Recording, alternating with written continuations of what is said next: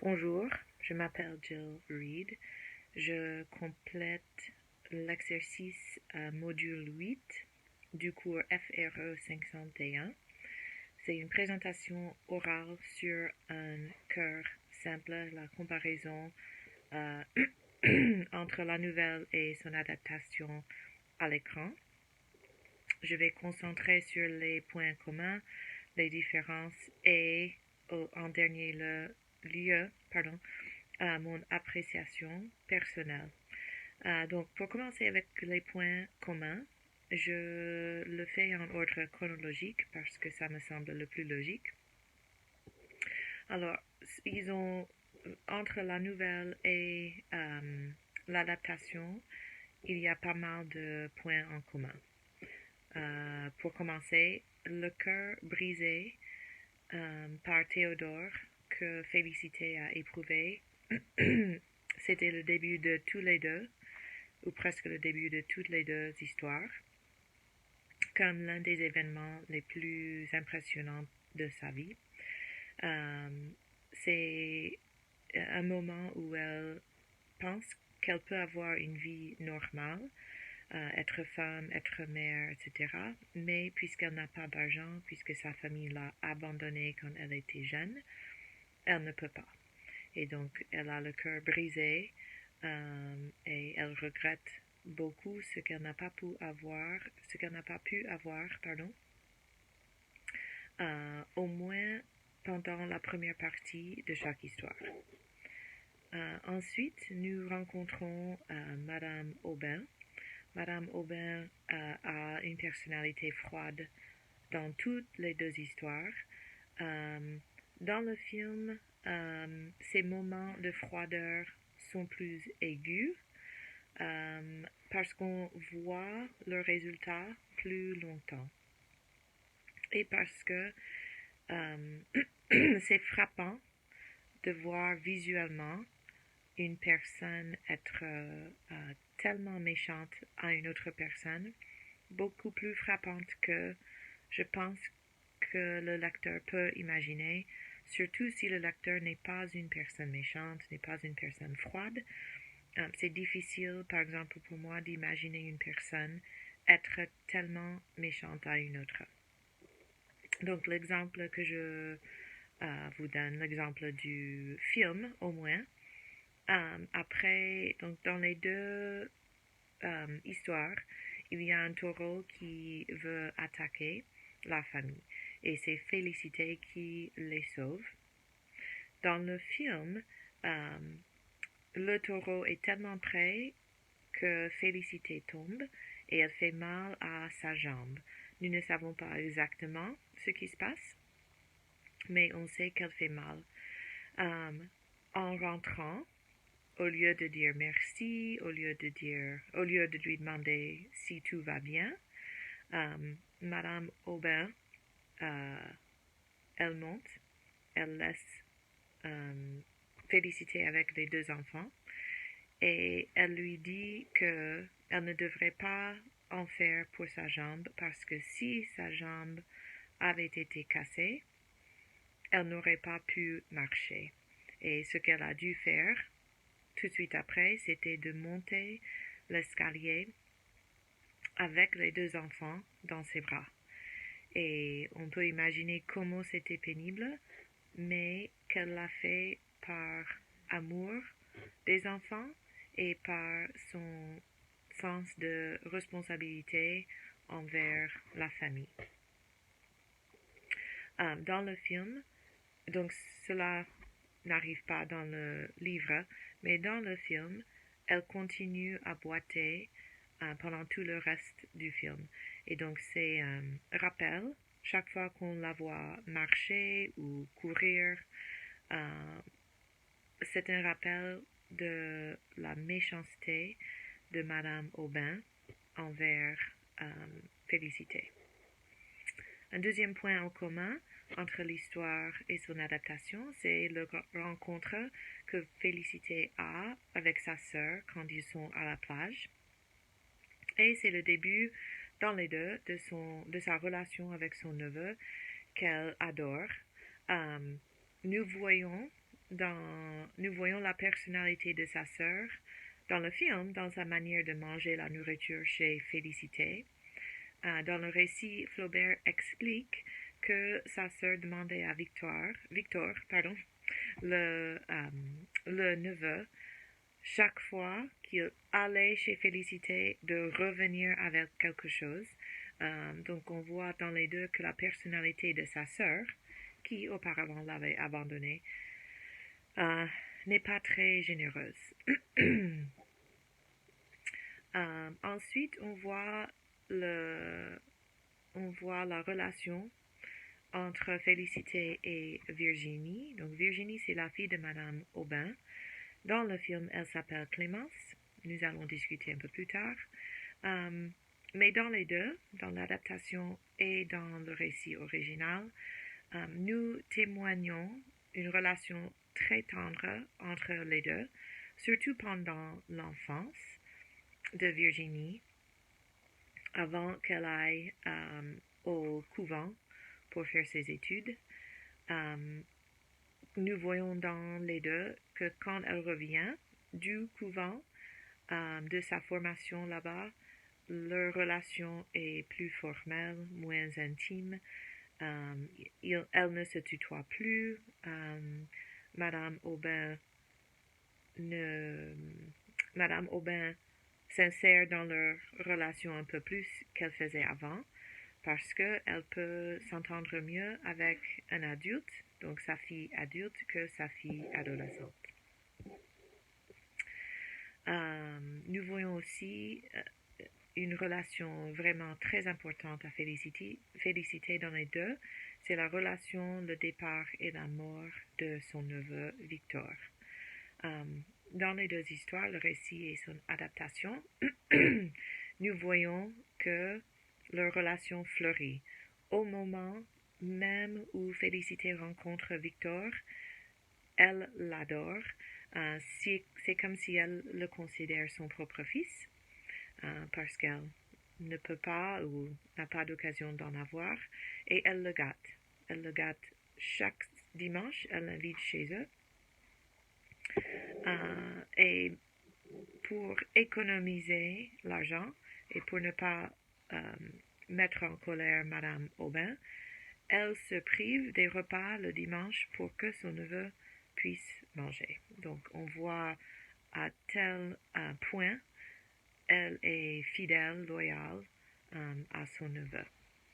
Le jour quand il est adulte, il commence à faire des voyages en paquebot, et le jour il annonce son voyage, va les séparer pour 2 ans. Félicité ne veut pas y croire, elle se fâche, et elle a une réaction très émotionnelle.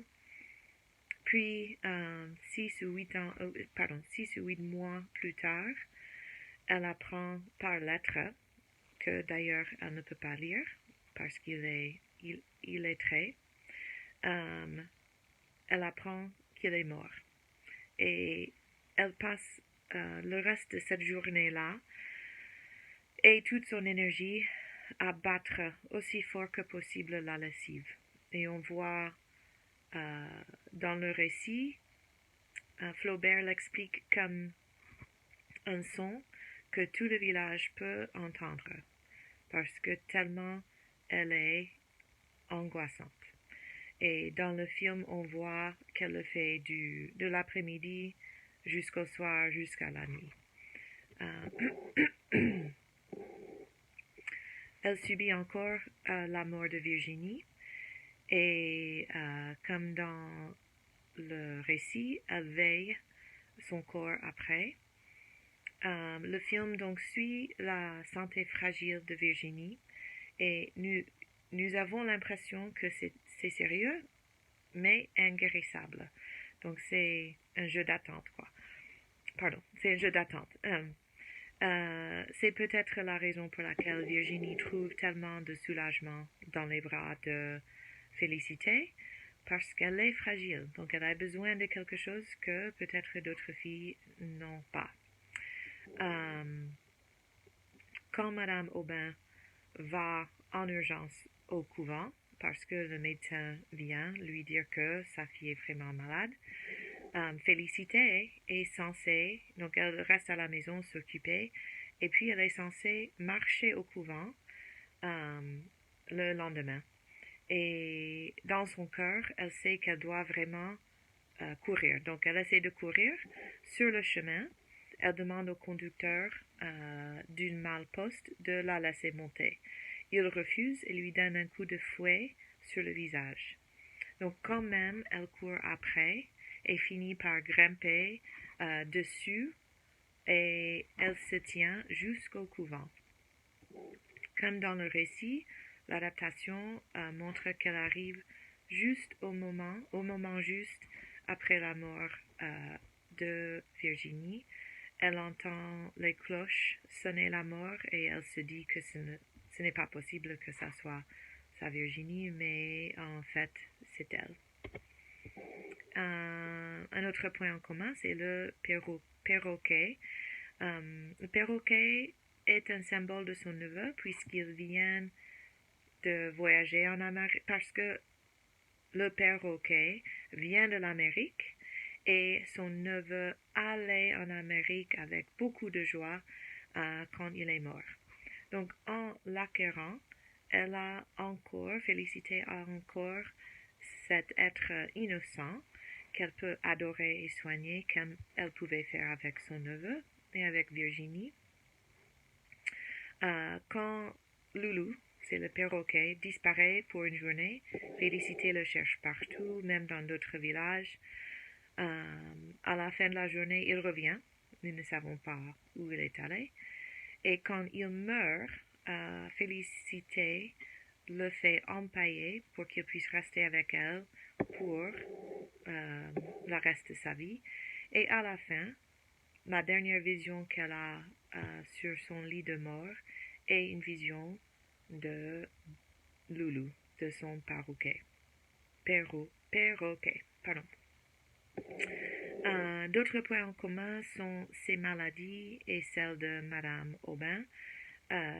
Félicité devient sourde, elle meurt d'une pneumonie et Madame Aubin meurt avant elle. La façon dont elle meurt est différente dans les deux histoires, mais de toute façon, elle meurt avant Félicité et Félicité est laissée avec la maison par hasard, mais sans toutes les possessions de Madame Aubin. Finalement, et ça me paraît un peu, je ne sais pas, il doit y avoir une raison pour cela.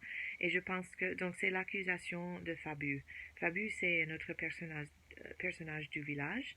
Et Félicité l'accuse, pas face à face, mais l'accuse d'avoir tué le perroquet.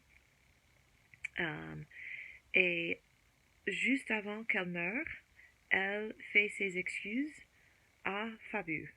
Et je pense que dans l'histoire originale, c'est pour montrer que elle veut mourir sans regret. Mais ce n'est pas très bien expliqué dans l'adaptation, mais je pense que c'est assez clair dans le récit original. Donc on arrive vers les différences. Une grande différence, je trouve, c'est que la religion, à mon avis, joue un rôle très important, et même pas mon avis, mais dans le récit original, la religion joue un rôle très important, beaucoup plus important que dans le conte. On mentionne toutes les fêtes, il y a la comparaison entre le Saint-Esprit et Loulou, son perroquet. Il y a le délire de Félicité à apprendre le catéchisme grâce au fait qu'elle doit accompagner Virginie. Dans le film, ce qui n'est pas dans l'histoire originale, il y a un moment quand elle se regarde dans un étang et elle joue avec ses mains dans un étang et tout d'un coup elle trempe sa figure dans l'eau. C'est comme si elle se baptisait elle-même enfin avec la religion qui lui est chère. Ensuite, une chose qui est différente entre les deux, c'est l'amour pour Théodore. Dans l'adaptation, l'amour pour Théodore interrompt ou influence sa vie plus souvent que dans le récit. Par exemple, dans le film, elle laisse une fleur à l'entrée de la clôture de Théodore puisqu'ils voyagent là où il habite. Et donc, elle le voit presque. Ensuite, elle appelle le perroquet Théodore de temps en temps et elle lui parle comme si c'était cet homme qui l'a laissé de côté quand elle était plus jeune. Une fois, elle rêve de lui et comment elle était heureuse de danser avec lui quand elle avait 18 ans. Elle ne savait rien de cette vie-là. Et puis, à l'église, puisqu'elle est sourde, elle parle très fort et elle avoue qu'elle y pense, donc elle pense à Théodore très souvent, et c'est quelque chose qui gêne les autres dans l'église. Donc l'amour pour Théodore joue un rôle plus important dans l'adaptation que dans le récit original. On voit aussi dans l'adaptation plus de douceur chez Madame Aubin. Par exemple, quand Félicité tombe malade, Madame Aubin dit au docteur qu'elle est prête à voyager au sud pour guérir Félicité. Et c'est quelque chose qu'elle n'était pas prête à faire pour sa propre fille Virginie avant. Donc, on voit qu'elle apprend. Il faut se sacrifier parfois pour aider les siens. En deuxième lieu, elle offre le perroquet à Félicité après que Félicité avoue qu'elle a menti pour avoir le perroquet chez elle. Madame Aubin ne se fâche pas et elle l'offre pour que Félicité puisse avoir cet animal qu'elle trouve charmant et qu'elle aime. Dans le conte, donc une différence, c'est que Madame Aubin garde son extérieur plus ou moins imperméable jusqu'à la fin. Il y a un moment qui diffère entre les deux. Donc, quand Virginie meurt, dans le récit, on ne voit pas, on voit que la maman, Madame Aubin part, et puis Félicité rentre dans la chambre et elle s'occupe du corps de Virginie. Dans le film, on entend Madame Aubin dire, en fait, c'est elle, donc Félicité, qui devrait veiller sur le corps de ma fille. Et c'est admettre que Félicité est plus mère à sa fille qu'elle-même. Et donc ça montre que Madame Aubin a une évolution pendant son histoire. Une grande différence entre les deux, c'est que Virginie est nommée Clémence dans l'adaptation. Tous les deux ont à peu près le même sens, donc douceur, mais Clémence a aussi le sens de indulgent. Comme mentionné avant, dans l'histoire, Félicité n'est pas blessée par le taureau. Et on se demande si c'est fait dans l'adaptation pour, comme mentionné avant, pour avoir ce rappel constant de la méchanceté et de la froideur de Madame Aubin. Et pour voir qu'elle souffre toute sa vie de quelque chose, mais elle trouve quand même beaucoup de joie chez les gens. Que ça soit son neveu, Virginie, le perroquet, ses voisins, etc. Elle est toujours en train de trouver de la joie chez les gens, même si elle souffre constamment. Le moment où Félicité est frappée par le fouet. Dans le livre, c'est en marchant vers l'Empire après la mort de Loulou. Dans le film, c'est en allant au couvent le jour que Virginie meurt.